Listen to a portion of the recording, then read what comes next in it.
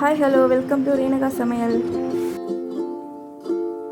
இன்னைக்கு நம்ம செய்ய போகிற டிஷ் என்னன்னா, குழந்தைகள் முதல் நடுத்தர வயதினர் வரை விரும்பி சாப்பிடக்கூடிய ஒயிட் சாஸ் பாஸ்தா எப்படி செய்யுதுன்னு பார்க்க போகிறோம். வாங்க பார்க்கலாம். ஒயிட் சாஸ் பாஸ்தா செய்ய 1 கப்பு பாஸ்தா நான் எடுத்திருக்கேன். இந்த பாஸ்தா நம்ம தண்ணி கொதிக்கும் போது தான் இதை அதில் போட்டு வேக வைக்கணும். இப்போ தண்ணி நல்லா கொதிச்சிடுச்சு, நம்ம பாஸ்தாவை சேர்த்துக்கலாம்.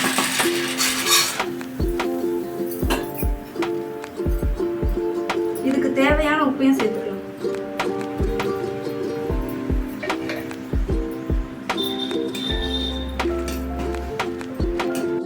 நல்லா சாஃப்டாக வேக வச்சு எடுத்துக்கணும் பாஸ்தாவை.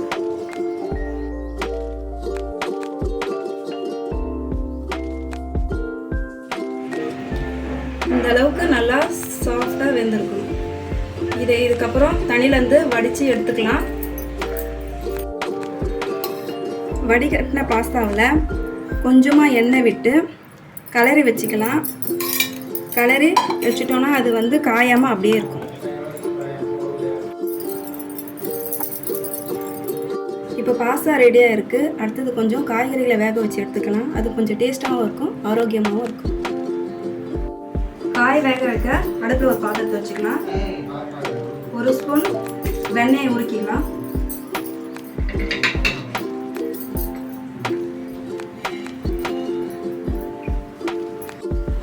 வெண்ணெய் உருகுனதும் 2 பல்லு பூண்டு பொடியாக நறுக்கி வச்சுருக்கேன், அதை சேர்த்துக்கலாம்.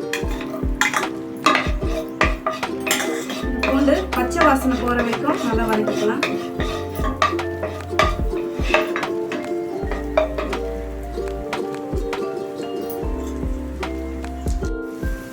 பூண்டு பச்சை வாசனை போனோடனே ஒரு 6-7 மஷ்ரூமை கட் பண்ணி சேர்த்துக்கலாம். மஷ்ரூம் நல்லா வதக்கி வெந்து வரணும். காளான் நல்லா பஞ்சு மாதிரி வெந்ததும் 1/4 கப்பு கேப்சிகம் சேர்த்துக்கலாம்.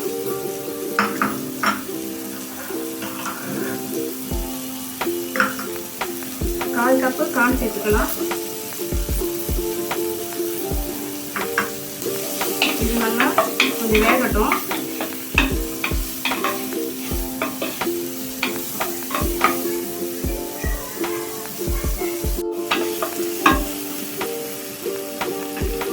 காய்க்கு தேவையான உப்பு சேர்த்துக்கலாம்.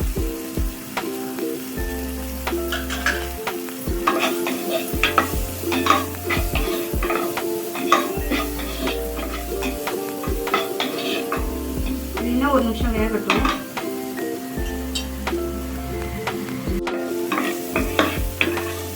அவ்வளோதான், காய் வெந்துருச்சு. இதை வேற ஒரு பாத்திரத்தில் மாற்றிக்கலாம். இப்போ காய் வேக வச்சு எடுத்தாச்சு. அடுத்தது ஒயிட் சாஸ் ரெடி பண்ணிக்கலாம். ஒயிட் சாஸ் செய்ய 2 ஸ்பூன் பட்டரை சேர்த்துக்கலாம்.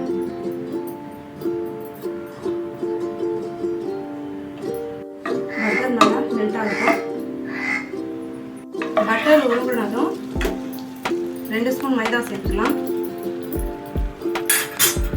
அடுப்பில் சிம்மில் வச்சுட்டு சேர்க்கணும். மாவு கரிஞ்சிடாமல் பார்த்துக்கணும். மாவு நிறம்லாம் மாற வேணாம், பச்சை வாசனை போனால் போதும்.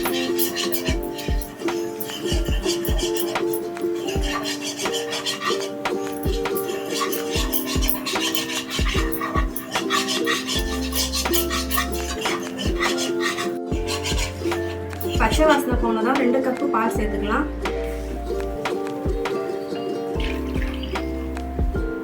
பச்சை பாலும் சேர்த்துக்கலாம், காஞ்ச பாலும் சேர்த்துக்கலாம், அது நம்ம விருப்பம் தான். பால் நல்லா கொதிச்சு வரணும், அப்போ தான் க்ரீமியாக வரும்.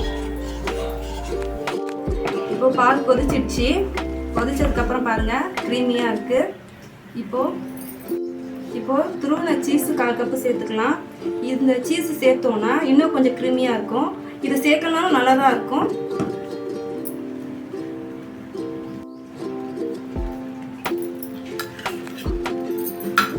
சீஸ் உருகுனதும் வேக வச்ச காய்கறியை சேர்த்துக்கலாம். பாஸ்தா சேர்த்துக்கலாம்.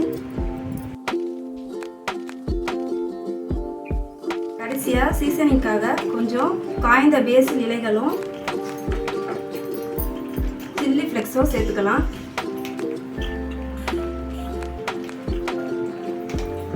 1/4 ஸ்பூன் சில்லி ஃப்ளேக்ஸ்,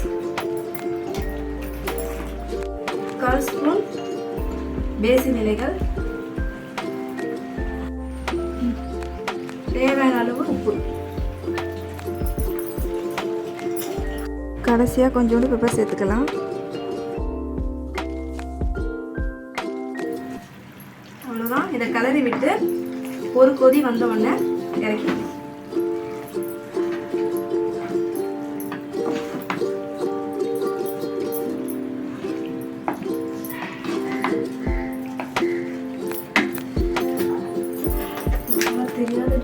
அவ்வளோதான், ஒரு கொதி வந்துடுச்சு, பாஸ்தா ரெடி ஆயிடுச்சு. ஸ்டவ் ஆஃப் பண்ணிடலாம். அவ்வளோதாங்க, ஒயிட் சாஸ் பாஸ்தா ரெடி. நம்மளுடைய சுவையான ஒயிட் சாஸ் பாஸ்தா ரெடி. இப்போ நம்ம சர்வ் பண்ணிடலாம். இந்த வீடியோ உங்களுக்கு பிடிச்சிருந்தா லைக் பண்ணுங்கள், ஷேர் பண்ணுங்கள், சப்ஸ்கிரைப் பண்ணுங்கள். நன்றி.